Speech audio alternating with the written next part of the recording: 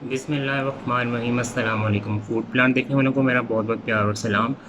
आज आपके लिए मज़ेदार किस्म की इफ्तार रेसिपी लेके आपके सामने हाज़िर हुए हैं। तो आज हम मेरे किचन में बनने जा रही है आप लोगों के लिए मज़ेदार किस्म की क्रीमी फ्रूट चाट। तो बढ़ते हैं किचन की तरफ और बनाते हैं क्रीमी फ्रूट चाट। इंजॉय करते हैं।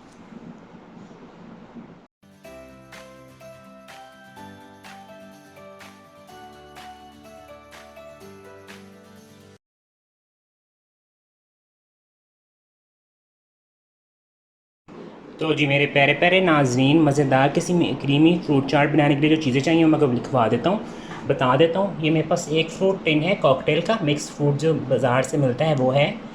कंडेंस मिल्क है मेरे पास, फ्रेश क्रीम है, स्ट्रॉबेरीज़ है मेरे पास, बनानाज़ हैं और ये मेरे पास एप्पल है। अच्छा, आप इसमें अपनी मर्ज़ी का और भी फ्रूट ऐड कर सकते हैं, लेकिन मैंने ये जो है फ्रूट ऐड किया है इससे बहुत मज़े की बनती है। तो आप चाहें तो आप इसमें और भी फ्लेवरफुल जो भी अनार भी डाल सकते हैं, अंगूर भी डाल सकते हैं, जो भी आपको पसंद है फ्रूट आप इसमें ऐड कर सकते हैं। अब मैंने आपको इंग्रेडिएंट्स बता दिए हैं, अब हम बढ़ते हैं मिक्सिंग की तरफ।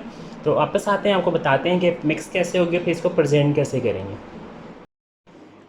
जी तो मेरे प्यारे प्यारे नाज़रीन, सबसे पहले हम क्रीम को मिक्स करेंगे। मेरे पास क्रीम है एक बाउल क्रीम है, 250 ml इसकी वेट था।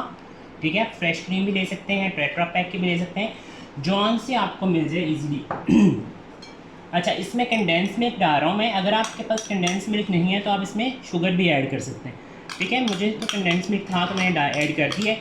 अगर आप अर्जेंट बेसिस पे बना रहे हैं और घर पे कंडेंस मिल्क नहीं है तो आप जो शुगर होती है, चीनी होती है, उसको भी इसमें ऐड कर सकते हैं, तो इसमें वो फ्लेवर आ जाएगा।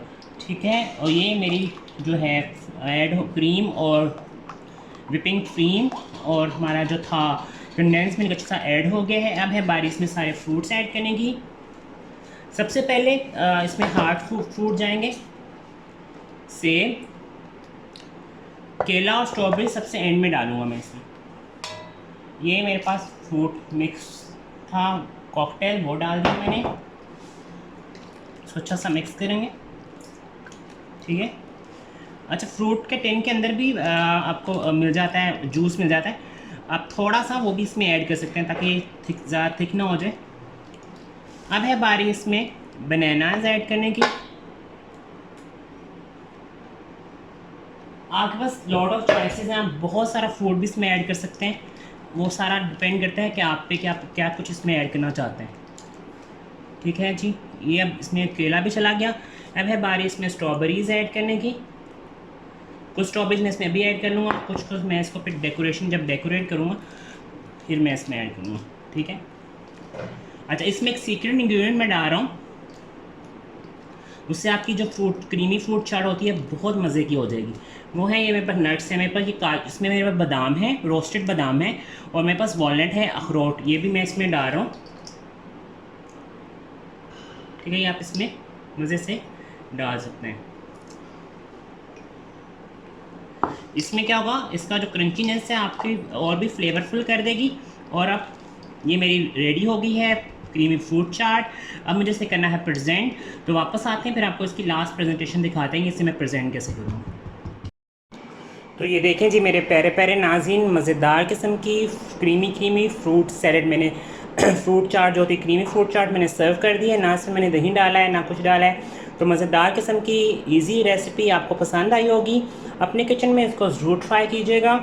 मुझे मेरी फैमिली को अपनी दुआओं में याद रखिएगा। रमज़ान में इंजॉय कीजिए, मज़ेदार किस्म की इफ्तारी में रेसिपीज़ बनाइए, और अल्लाह के जो हकूक़ुल इबाद है, हकूक़ुल अल्लाह, दोनों रमज़ान में पूरे कीजिए। उम्मीद करता हूँ आज की रेसिपी आपको पसंद आई होगी। चैनल को लाइक करना, सब्सक्राइब करना बिल्कुल मत भूलेगा।